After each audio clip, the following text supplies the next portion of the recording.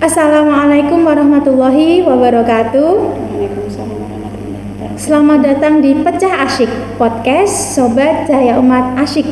Kenapa asyik? Karena di sini kita bisa berbicara mengenai banyak hal, tema-tema yang menarik, tentu saja dengan sobat ngobrol yang menarik. Nah, ini adalah podcast perdana kami. Sebelumnya izinkan saya memperkenalkan diri dulu. Nama saya Sari, tapi biasanya saya dipanggil atau nama bekennya Miss Sari karena saya juga mengajar bahasa Inggris. Pada kesempatan kali ini, sobat ngobrol kita, beliau adalah Ustazah Budi Suharti. Di sini beliau mengampu di kelas 5 Usamah ya, Bu ya. Usamah bin Zaid. Beliau juga seorang perempuan entrepreneur.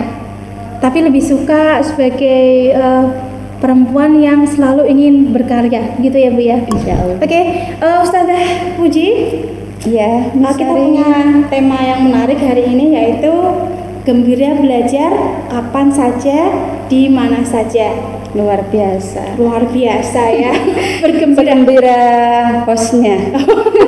Pokoknya kita awali dengan gembira dulu, Iya. insya Allah nanti aura-aura positifnya Iya, akan orang-orang di sekitar kita ikut ikut Iya.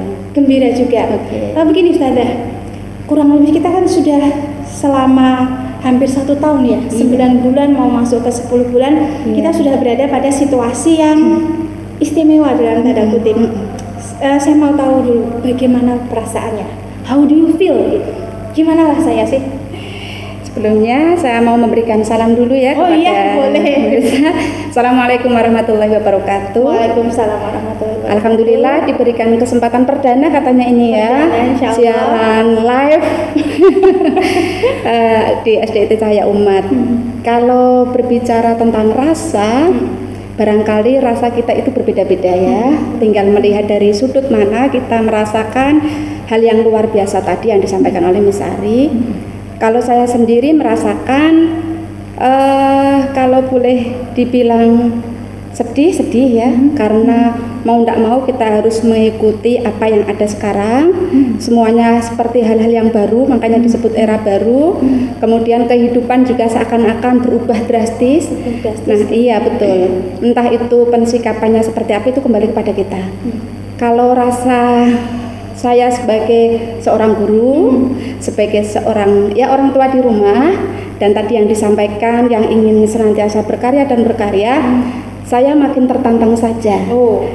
Artinya kalau kondisi sekarang itu kita pahami dengan dengan ikhlas tentunya, dengan semangat bahwa kita itu harus lebih kreatif, sekreatif mungkin dibanding dulu sebelum era pandemi. Begitu misalnya. Intinya adalah tertantang ya Bu? Iya, semakin tertantang. Karena saya yakin juga mau itu kita sebagai guru, sebagai orang tua, sebagai Pak RT, Bu RT, Presiden sekalipun, semuanya pada awalnya geragap-geragap dalam kaget ya, terkejut dengan kondisi yang situasi yang istimewa seperti ini. Nah, mungkin kita ambil dua sisi dulu, dari sebagai profesi kita sebagai seorang guru dan juga sebagai orang tua. Selama saya yakin waktu awal-awal piye ini bagaimana terus bagaimana kita sempat juga mengalami fase dalam tanda kutip seperti sangat ketakutan ya, mau keluar rumah, takut, bingung gitu ya. Ini gimana, naik bis kok cuma 15 orang dan lain sebagainya. Dan lain sebagainya. Termasuk juga dalam belajar. Nah, selama 9 bulan ini kalau boleh sedikit mengevaluasi bagaimana Ustazah Puji? Oke, mungkin sedikit ya. Kalau ditanya tentang peran, sama tadi yang disampaikan oleh Miss Sari, kita sebagai guru, yang tidak hanya saya sendiri, tentunya banyak sekali guru-guru yang mungkin awal mulanya ini pembelajaran mau kita apakan begitu ya. Karena kita mensikapi bahwa ketika belajar itu, yang namanya belajar itu ada kita dan anak-anak kita yang bisa kita rengkuh, yang bisa kita rangkul, yang bisa kita jabat tangannya. Nah sekarang itu kita dihadapkan dengan sesuatu yang selama ini kita itu sudah enjoy dengan ikatan hati yang tiap hari ketemu gitu ya. Dan kemudian era pandemik awal-awal Maret gitu ya, kita dihadapkan dengan situasi yang tidak bertemu dengan anak, tetapi pelayanannya sebagai seorang guru tidak terkurangi sedikit pun. Entah itu pelayanan bagaimana mengontrol mereka ibadahnya gitu ya, karena menjadi sebuah kewajiban kita, tidak hanya bahwa kita itu wajib menyampaikan, tetapi memberikan pelayanan. Anak-anak dipastikan meskipun di rumah mereka itu akan sadar akan sholat, sadar akan tilawahnya, sadar akan capaian-capaian tahsin tahfidnya. Yang selama ini ketika kita belajar di sekolahan itu anak-anak ini enjoy sekali ya, karena terpantau kekurangan mereka, kita tahu dan kita bisa berhadapan langsung begitu ya. Sementara kita berada di sini dengan target yang seperti kemarin, anak-anak kita di rumah non jauh di sana. Nah, bagaimana kita mengelola itu ya, mengelola sistem pembelajaran yang tadi anak-anak itu merasa asik, gurunya juga tidak merasa terkurangi sedikit pun apa ya pelayanan kepada anak-anak kita di rumah.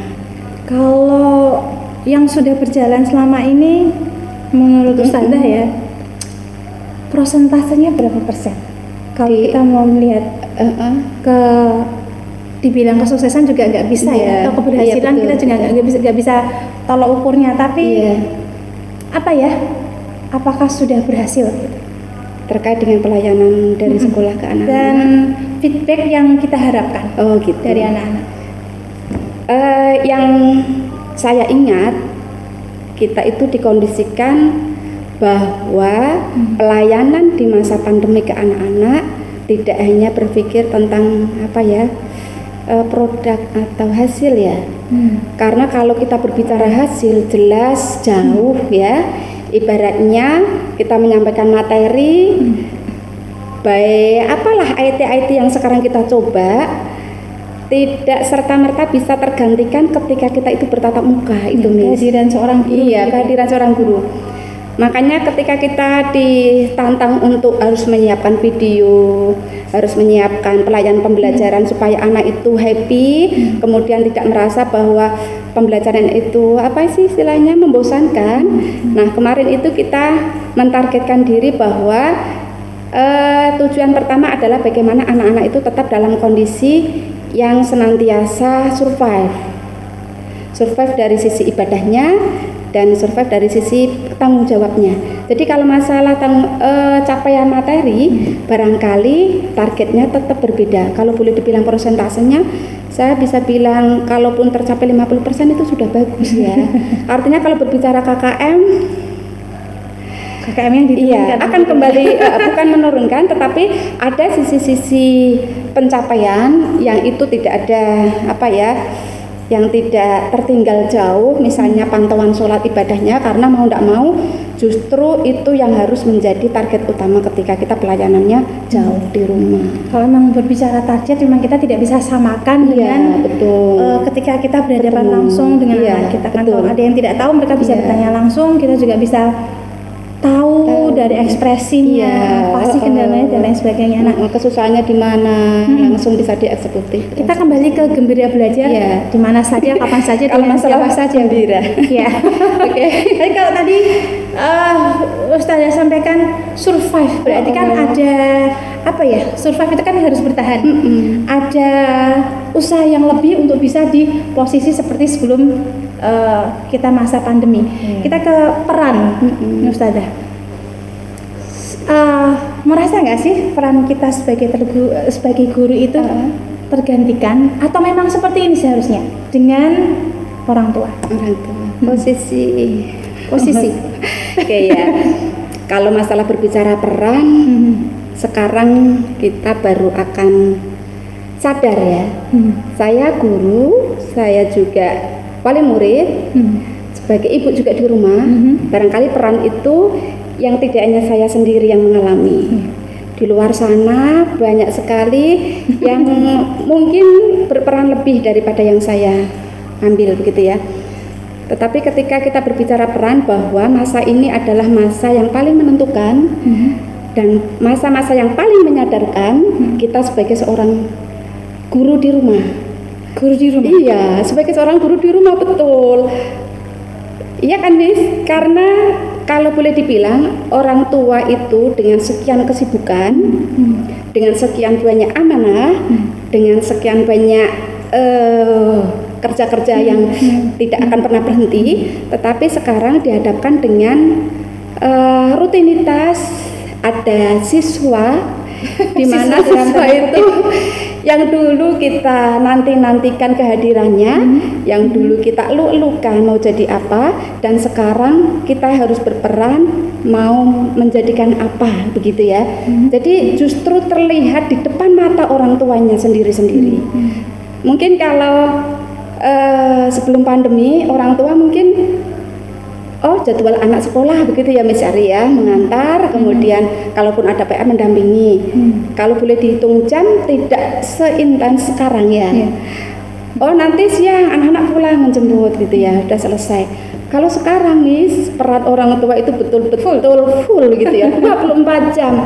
Makanya jadi guru gitu ya. Jadi peran di sini adalah justru Allah itu pengen menyadarkan kepada kita bahwa kita itu ya guru untuk anak-anak kita di rumah. Hakikatnya seperti itu, iya. Jadi tidak perlu misalnya kan saya bukan guru, jadi tidak bisa mentransfer ilmu. Jadi guru ini adalah guru yang sebetulnya melekat kepada diri kita, melekat pada ibu-ibu semuanya di rumah, melekat pada bapak-bapak juga di rumah. Jadi tidak ada pemisahan saya orang tua yang tidak guru, kan guru itu sebetulnya melekat kepada diri kita sendiri, gitu. Jadi kalau kita mau mengambil sisi positif, selalu ada there always bright side, selalu ada sisi positif dari hal bahkan mungkin musibah gitu ya. Iya. Bisa nggak kita katakan pandemi ini seperti seleksi alam gitu, mengembalikan semua pada posisinya, pada porsinya. Kalau ternyata memang kalau kita sebagai profesi seorang guru selalu kita gaungkan, Bapak Ibu mari sama-sama kita mendampingi putra putri kita sebelum masa pandemi, yaitu hanya seperti jargon saja ya. Ketika beliau datang menitipkan anaknya, kemudian kita berpesan, ya itu tadi seperti hanya sebuah jargon saja. Pada akhirnya juga tanggung jawab pendidikan itu sepenuhnya ada, porsi besarnya ada di guru. Tapi dengan pandemi ini kita sama-sama tersadar bahwa ternyata ya porsi besar untuk mendidik seorang anak itu ada di orang tua. Tapi tidak semua orang tua menyadari hal itu. Bahkan mungkin selama hampir 9 bulan ini kita malah sudah sampai pada titik kejenuhannya. Iki aku terus kudu piye? Mohon maaf mungkin yang terdampak pandemi dari sisi ekonomi, betul. Yang punya putra lebih dari 1, bahkan 3, 4, 5. Terus pasti pertanyaannya sampai kapan? Terus saya harus bagaimana menyikapinya? Tentang pensikapan ya Miss ya. Kalau terkait pensikapan, kita berbicara kesadaran. Bukan menganggap yang di sana itu tidak sadar, tetapi menganggap bahwa kesadaran itu ketika tidak tidak berasal dari hati, tidak dikeluarkan dari hati, bahwa kita itu harus menghadapi, kalaupun dengan ikhlas, dengan ridho, kalaupun sebetulnya pandemi itu tidak hanya Miss ya, selalu terdampak ya. Yang terdampak itu kan semua lapisan masyarakat ya. Mulai dari tadi ya presiden sampai gitu ya. Jadi tergantung kita bagaimana mensikapi rasa itu gitu ya. Kalau misalkan kita kecewa, mau uring-uringan, mau marah juga tidak menyelesaikan masalah. Itu kan Allah itu ketika memberikan musibah kan kembalinya kepada diri kita. Mempercayai musibah itu dari Allah dan pasti Allah itu akan memberikan jalan terang apa tidak? Sesuai dengan kemampuan kita masing-masing. Iya, sesuai dengan kemampuan kita masing-masing. Sementara ketika kita itu awal-awal misalnya mengeluh dan lain sebagainya itu wajar, manusiawi. Tetapi ketika 1 bulan, 2 bulan sampai sekarang kok masih mengeluh tapi tidak ada aksinya apa-apa, nah itu yang perlu dipertanyakan Miss. Terus ngapain selama 9 bulan itu? Iya, terus ngeluh. Iya. Jadi nanti yang akan dibawa kepala kita adalah adanya masalah terus gitu ya. Sementara kita sebagai orang tua yang tadi pagi jadi guru PAUD, jam agak siang jadi guru TK, guru SD, iya kan? Terus belum nanti kalau anak SMA mungkin sudah bisa mandiri, lagi nanti SMP. Jadi kita memahami bersama bahwa ada orang tua yang dengan sekian tadi banyak amanah, banyak pekerjaan, sementara harus memanage sedemikian rupa jam yang sama, tetapi dituntut untuk membuat schedule dengan jam terbang luar biasa dibandingkan sebelum era pandemi. Kalau disikapi bahwa ini adalah musibah yang hanya menghantam kita, maka yang terjadi tidak akan ada solusi. Ya tadi ketika mengeluh sumpek cuntel gitu ya bahasanya ya Miss ya. Cuman saya orang yang kok paling menderita di dunia. Sementara ketika kita berpikiran itu dan tidak selesai, kita tengoklah keluar, artinya ke zona-zona di mana kita itu bisa menemukan inspirasi orang-orang dengan kapasitas sama dengan kita, dengan jam yang sama, bahkan mungkin dengan jumlah anak yang sama, tetapi sebegitu luar biasanya bisa mensikapi ujian ini sebagai sebuah pembelajaran dan menghasilkan karya yang luar biasa. Kalau karya itu sebetulnya kan tidak harus nampak begitu ya Miss ya. Misalnya yang jadi misalnya di kantoran dia menaik jabatan, itu yang dikatakan sukses gitu ya. Tetapi sukses itu adalah bagaimana kita mensikapi menjadi pribadi yang lebih dewasa dan tenang begitu. Tenang itu mensikapi tadi dengan schedule sedemikian rupa tapi tidak kemerungsung. Nah, ingat kita itu orang tua, kalau kita kemerungsung, kalau kita emosi sudah nggak akan berjalan gitu ya. Jadi anak-anaknya itu belum buka buku saja sudah kemerungsung karena apa? Nyambung sense-nya tadi ibunya, apalagi belum berbicara urusan belajar ya ibunya, sementara bapaknya kerja. Nah itu Miss, belum sampai ke sana ini. Belum. Iya, belum kan, nanti panjang soalnya. Jadi kondisikan dulu bahwa kita itu menghadapi siapa, harus apa. Kita yang harus mengelola rasa dulu sebelum kita pancarkan aura itu kepada anak-anak kita. Begini memang tidak mudah ya. Tidak mudah, betul. Kalaupun kita, poinnya adalah ketika kita merasa ini adalah kita yang paling menderita di dunia, no. Karena lebih banyak yang kondisinya lebih kurang dari iya, betul. Dan betul. Kalau kita ingin mungkin upgrading, kok saya seperti ini ya, kita bisa lihat orang yang mungkin levelnya sama dengan kita, tapi dia bisa mensikapinya dengan lebih tepat, lebih bijak. Nah ini kembali ke tadi belajar. Mau tidak mau belajar tadi ya Bu ya. Pagi jadi guru PAUD, siang guru TK, agak siang sedikit guru SD, guru SMA juga. SMA bukan materinya tapi ngoyak-ngoyak percaya. Ayo Tani, ayo pastikan yang di HP itu kontennya ya Miss ya. Kontennya. Nah ini berarti kita mungkin juga harus bisa mulai memahamkan ke anak-anak kita, ke orang tua bahwa belajar memang tidak sepenuhnya dari sekolah. Apalagi saat ini kita bisa belajar dari mana saja, dengan siapa saja, dan kapan saja, dan tentu saja dengan suasana yang gembira. Kalau Ustazah Puji punya tips gimana caranya biar suasananya tetap gembira kapan saja, di mana saja, karena kalau anak-anak begini pagi pasti yang ditanya ada tugas apa, tanpa mengetahui bahwa yang ingin disampaikan dari gurunya adalah tidak hanya sekedar tugas, tapi mengemas agar materi itu bisa tersampaikan. Ketika kita membuatnya dengan gembira, apakah nanti sampai ke anak juga dengan gembira? Nah itu kan jadi PR lagi ya. Nah, gimana? Jangan-jangan bikin video nanti hanya dimatikan saja belum dulu. Betapa menderitanya. Judulnya sakitnya tuh di sini. Body parts. Klik. Tinggal pergi. Udah judul. Setelah itu langsung halaman berapa yang dikerjakan? Setelah itu ternyata jawabnya nggak nyambung. Semua ada di dalam video materi itu.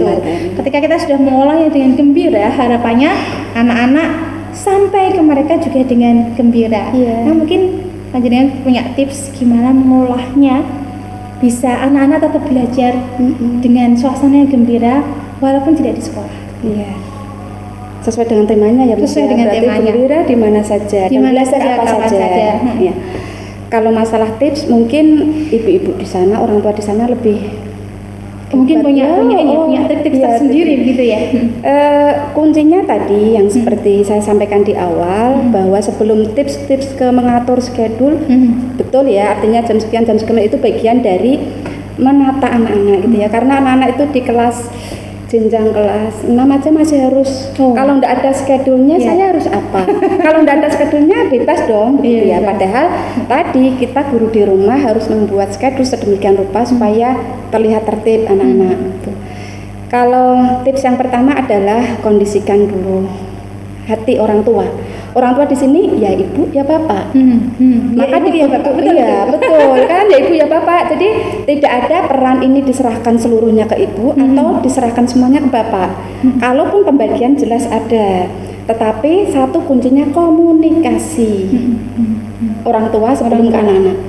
Jadi PR komunikasi adalah bagaimana siapapun nanti yang mendampingi anak, peran itu adalah peran yang sudah didiskusikan di keluarga. Ya. Saya jadi ingat setiap kali anak-anak kirim video ataupun ketika kita video callan itu tuh kadang di sini tuh ada rasa gimana ya, greget ketika adik bayinya ikut bersuara gitu. Ya, karena anak yang agak gede teriak-teriak gitu. Kadang di sini tuh kita membayangkan bapaknya kemana? Ini kok cuma ibu saja? Itu mungkin tadi ya. Ternyata sebelumnya mungkin sudah ada komunikasi. Iya betul, komunikasi. Jadi sudah ada pembagian peran.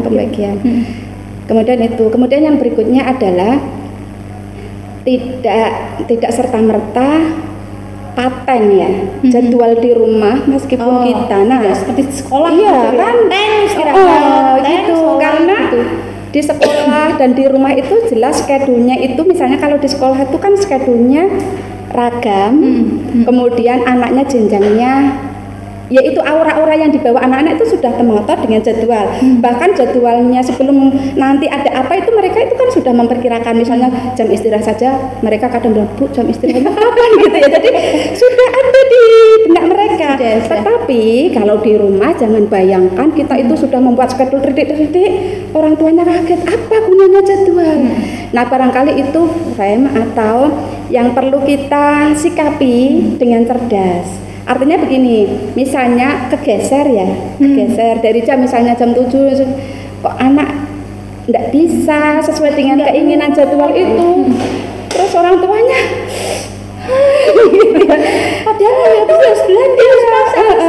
padahal sebelumnya ketika membuat jadwal itu tidak serta-merta dari orang tua nih. Jadi kalau kelas 4 itu mungkin sudah diajak sharing, ayo kita bikin jadwal, artinya kan kesepakatan itu sudah wajib itu ya, artinya tidak menganggap mereka itu bahwa mereka itu kayak robot gitu ya, meskipun tadi kalau di sekolah bisa, tapi kalau di rumah tidak semudah gitu ya.